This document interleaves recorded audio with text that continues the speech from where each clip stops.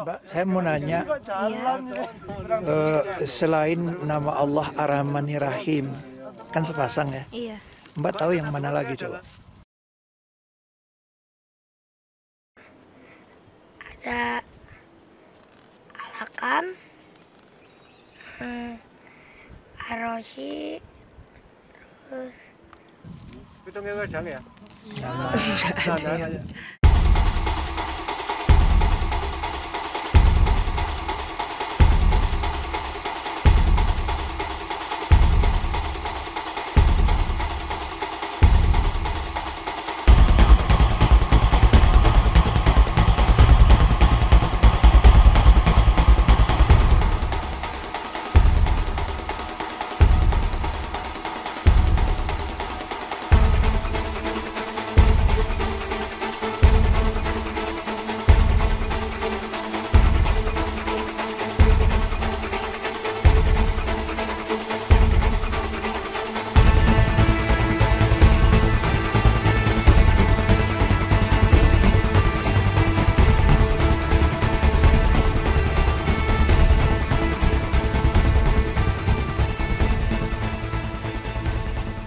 Tujuh miliar manusia tinggal di bumi.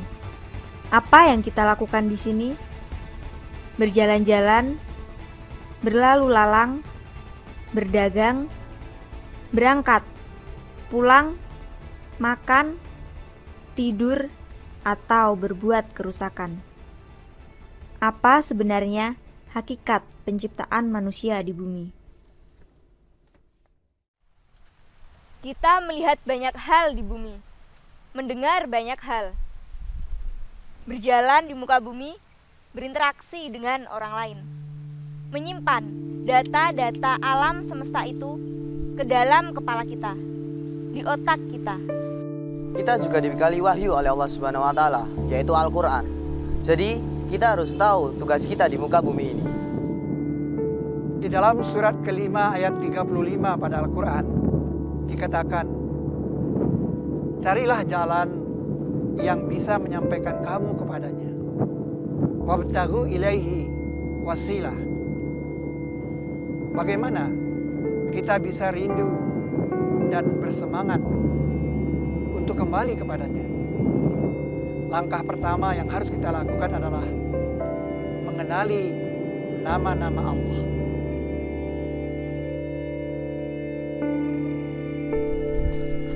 Wahyu pertama turun di Gua Hira, membaca rahasia nama Allah. Tapi bagaimana dengan Nabi Adam alaihissalam? Bukankah ia juga memiliki tugas? Ketika Allah menciptakan Adam dari tanah, kemudian Allah menyempurnakan ciptaannya. Allah berfirman kepada malaikat, "Inni ja'ilum fil ardi khalifah." Sesungguhnya aku hendak menjadikan seorang khalifah di bumi. Lalu dibantah oleh malaikat. Allah mengatakan, "Aku lebih tahu apa yang kamu tidak tahu." Ternyata Nabi Adam mengetahui rahasia nama-nama benda. Dan tentu saja nama-nama Allah, Asmaul Husna. Selama ini kita membaca Asmaul Husna hanya sekedar hafal dan tahu makna. Padahal di dalamnya ada potensi kecerdasan. Di dalam surat kedua ayat 33 dikatakan, "Ambiuni bi asma'iha ulai in kuntum shadiqin." Kabarkanlah kepadaku rahasia nama-nama ini jika kamu orang-orang yang cerdas. Tapi bagaimana seharusnya kita memahami Asmaul Husna agar sampai ke qalbu? Kita perlu bertanya kepada Al-Quran, karena di Al-Quran Allah berbicara mengenai nama-namanya. Di dalam surat ke-60 ayat 4 dikatakan, "Qad kanat lakum uswatun hasanah fi Ibrahim." Sungguh adalah bagi kamu pada diri Ibrahim itu contoh yang tepat. Ayat ini menunjukkan bahwa Nabi Ibrahim memahami Allah juga dengan tepat. Sehingga doa Nabi Ibrahim berisi definisi Asmaul Husna. Nah, ternyata Di ayat berikutnya Nabi Ibrahim berdoa dengan sepasang nama Allah. Asmaul Husna itu sesuai dengan wahyu pertama turun, yaitu kita disuruh membaca al-alaq yang merupakan sel batang embrio yang mempunyai dua sifat. Itulah rahasia nama Rabbiku yang menciptakan manusia dari al-alaq. Di dalam surah Al-Baqarah ayat 163 dikatakan, wa ilahukum ilahun wahid, la ilaha illa warrahmanur rahim. Fenomena yang kedua, yaitu tentang kalimat yang baik seperti pohon yang baik. Ternyata, pohon yang baik itu memiliki dua sifat. Yang pertama, akarnya yang menghunjam ke bumi dan cabangnya yang menjulang ke langit. Penelitian terakhir para ilmuwan membuktikan kesepasangan pohon yang baik adalah kesepasangan pohon dengan jamur. Jamur bekerja sama dengan akar untuk menyerap air dari dalam tanah. Bahkan 90% pohon di bumi bergantung kepada sistem dua ini.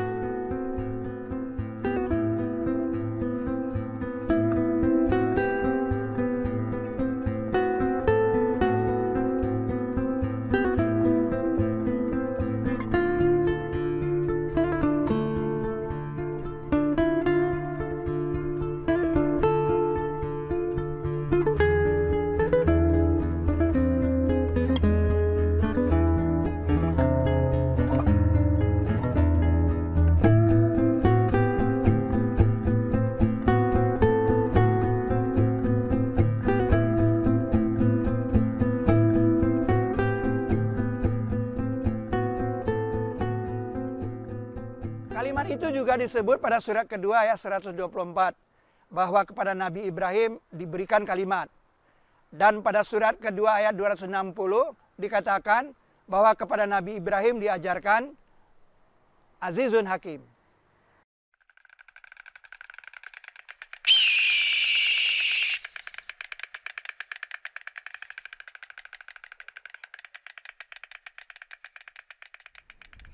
Jadi Asmaul Husna itu memang sepasang.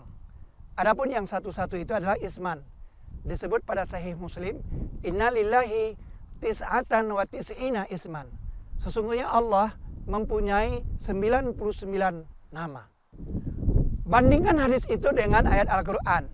Walillahil asma'ul husna fad'uhu biha. Dan Allah mempunyai asma'ul husna, maka serulah dia dengannya. Di hadis tadi dikatakan isman, sedangkan di dalam Al-Quran dikatakan Asmaul Husna.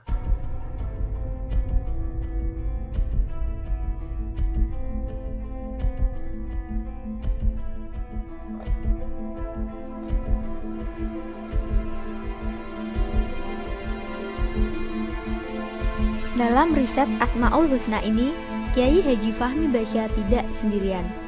Beliau dibantu oleh Bunda Asminah. Dilahirkan di Banjarmasin 3 September 1965, beliau memperoleh gelar sarjana kimia di Institut Teknologi Surabaya dan master di Institut Teknologi Bandung.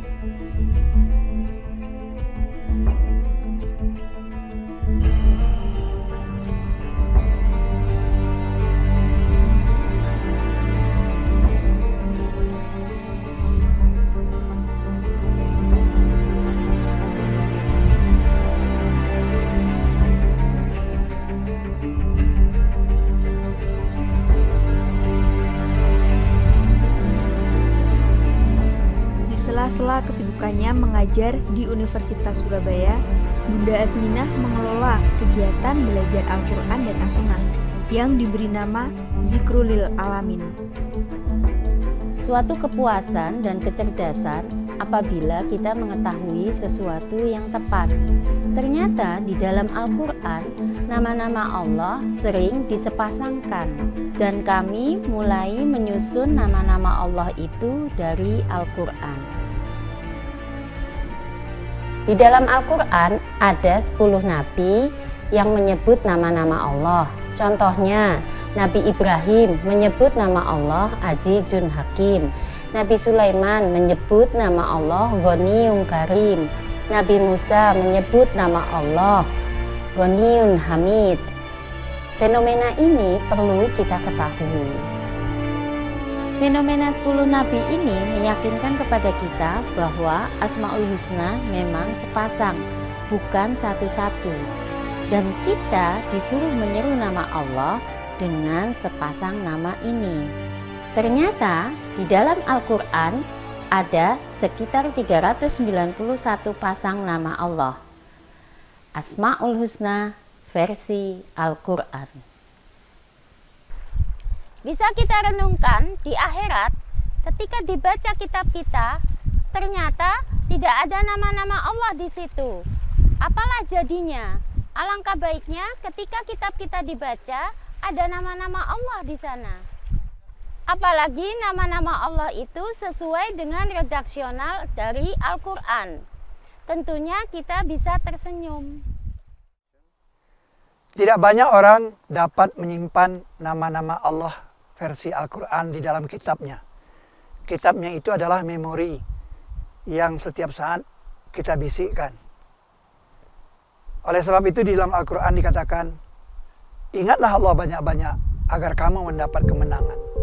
Wazkurullaha katsira la'allakum tuflihun. Di dalam Al-Quran surat kedua ayat 31 dikatakan, mengerti nama-nama Allah itu adalah sidik. Orang yang mendapat gelar sidik ini ada 3 dalam Al-Quran. Pertama Nabi Ibrahim alaihissalam, yang kedua Nabi Idris, dan yang ketiga adalah Siti Maryam. Siddiq sebenarnya adalah gelar yang diberikan Allah kepada kita ketika kita menuntut ilmu di dunia.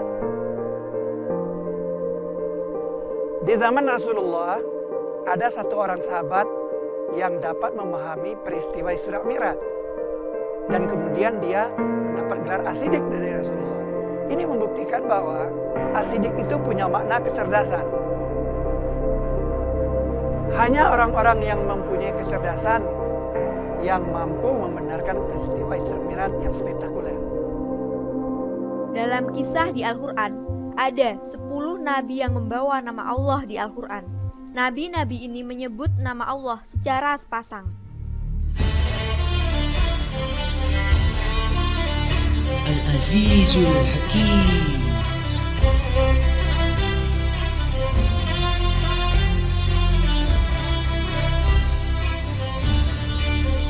Ghafurur Rahim,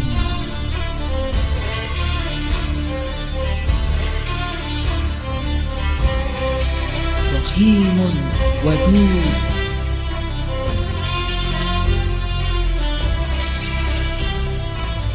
As-Sami'ul Alim, At-Tawwabur Rahim, Al-Azizul Hakim, Ghafurur Rahim, Ar-Rahmanir Rahim, Ghaniyyun Karim,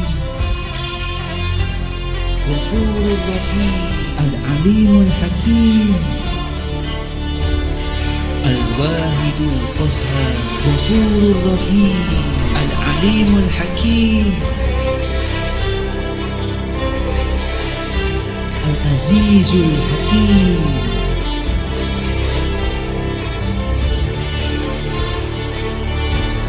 Qaribun Mujib,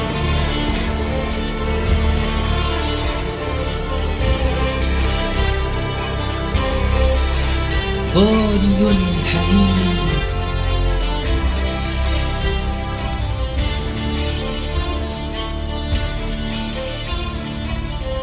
Bahkan Asmaul Husna yang sepasang diucapkan pula oleh orang di surga.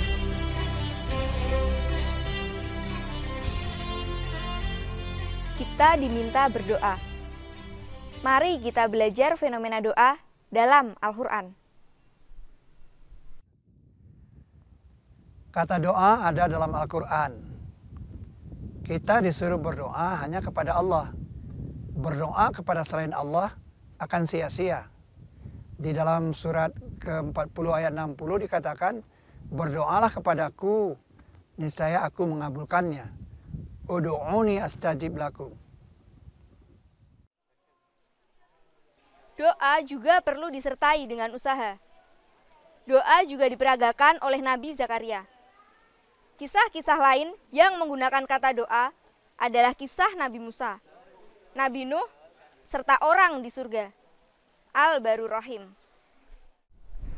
Nabi Ibrahim itu punya keistimewaan. Dia telah mengetahui 4 pasang nama Allah. Azizul Hakim, Sami'ul Alim, Tawwabur Rahim, Ghafurur Rahim. Sebab itu ketika dia dilempar ke api oleh kaumnya, Allah berfirman, Ya nar kuni bardan wassalaman ala Ibrahim. Wahai api, jadilah dingin dan sejahtera atas Ibrahim. Semoga saat kita membaca Asmaul Husna dari Al-Quran, diri, rumah, dan kampung kita terlindungi dari bahaya dan bencana. Nabi Muhammad SAW telah membacakan Asmaul Husna di dalam Al-Quran. Apakah kita sudah benar-benar peduli dengan Asmaul Husna dari Al-Quran ini? Ternyata setelah dikaji dengan benar, Asmaul Husna dari Al-Quran mengungkap misi rahasia para nabi. Karena Asmaul Husna itu disampaikan secara unik. Misalnya, fenomena yang satu yang gagah. Yang mengatakan Allah itu yang satu yang gagah, hanya Nabi Yusuf alaihissalam. Dan memang, Nabi Yusuf alaihissalam itu orang yang paling gagah di dunia ini. Takdir yang dialami Nabi Yusuf alaihissalam telah dirancang untuk mengkamuskan Allahu Wahidul Qahar. Allah yang satu, yang gagah. Artinya, kalimat yang dahsyat ini sudah hilang dari ingatan 2 orang yang mendengarkannya dari seorang nabi yang benar-benar gagah. Maka inilah misi rahasia Nabi Muhammad SAW. Bahwa ribuan tahun kemudian, ia muncul dalam Al-Quran. Tanpa Nabi Muhammad membawa Al-Quran, kita buta dari kalimat itu. Kita tidak pernah tahu bahwa Allah yang satu, yang gagah. Itu misi rahasia Nabi Yusuf alaihissalam. Sekaligus misi rahasia Nabi Muhammad SAW. Contoh yang lain ialah fenomena kaya. Yang mengatakan bahwa Allah itu kaya ialah hanya 2 nabi, yaitu Nabi Sulaiman dan juga Nabi Musa. Kita tahu persis kedua nabi ini kaya. Nabi Musa itu kaya mukjizat, diberikan 9 mukjizat kepada beliau. Sedangkan Nabi Sulaiman kaya luar biasa. Dia bisa mengendalikan angin dan dia bisa berbahasa burung dan berbahasa semut. Bahkan dia bisa mengendalikan setan-setan dan jin untuk bekerja. Untuk mencari makna dari Asmaul Husna, kita harus melihat di Al-Quran. Dan tentu saja, contoh benda dan kejadian di alam semesta yang disebut di Al-Quran.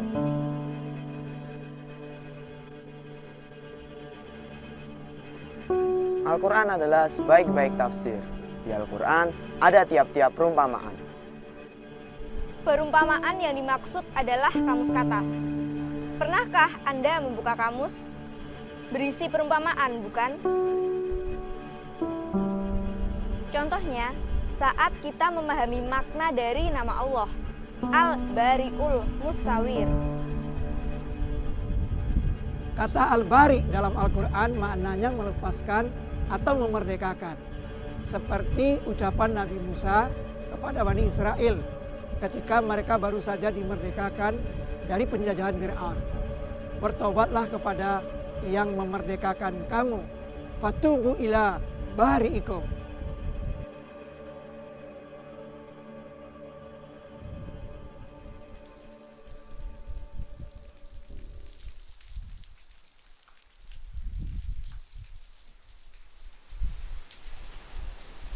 At-Tawwabur Rahim, sepasang nama Allah yang mempunyai makna.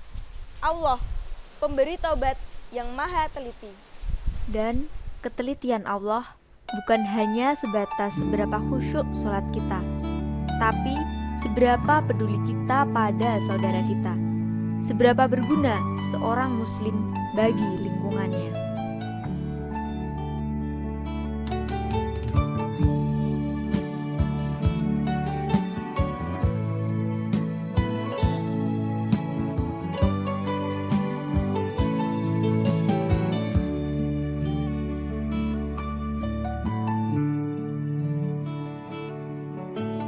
Kita mesti telanjang dan benar-benar bersih, suci lahir dan di dalam batin.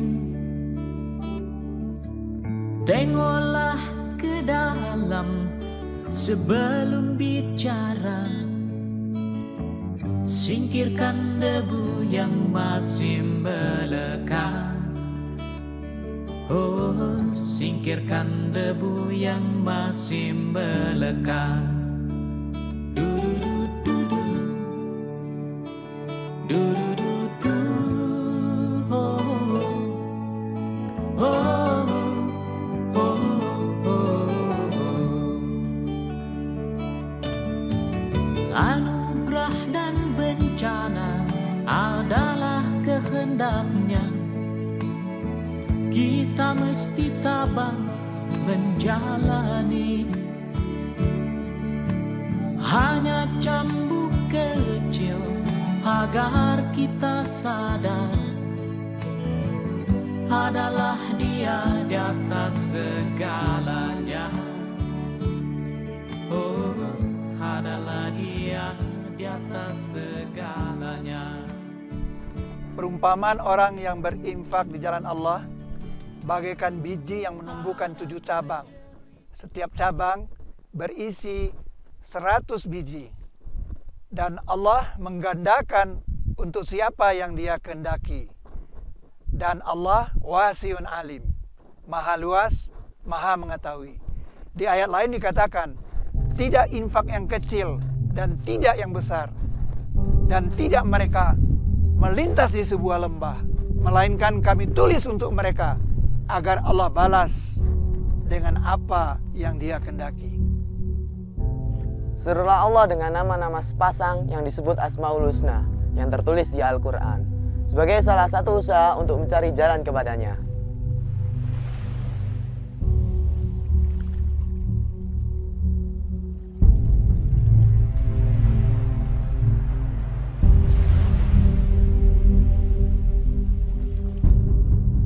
Begitu banyak jalan untuk mendekatkan diri kepada Allah. Kita hanya perlu melihat alam, melihat Al-Quran, melihat lebih dekat, khusyuk, dan terus menyempurnakan pemahaman tentang Al-Quran.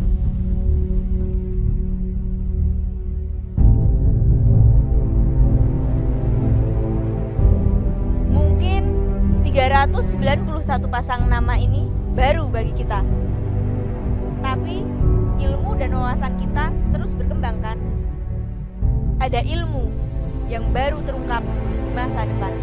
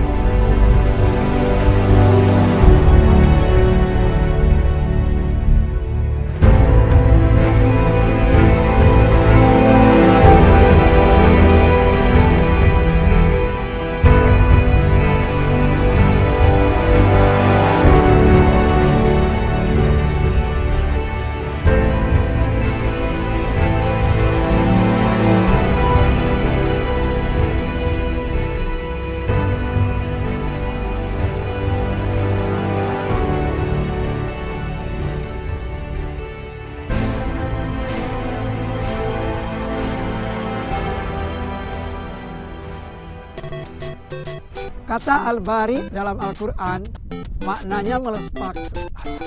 Al-Quran adalah sebaik-baik tafsir. Al-Quran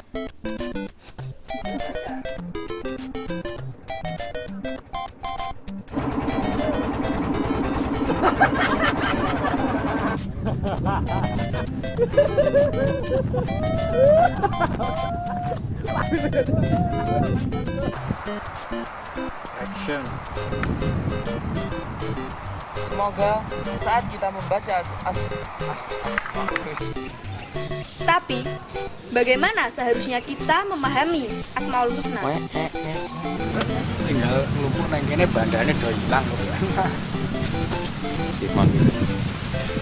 Mari kita belajar fenomena. Action. Kita diminta berdoa. Action.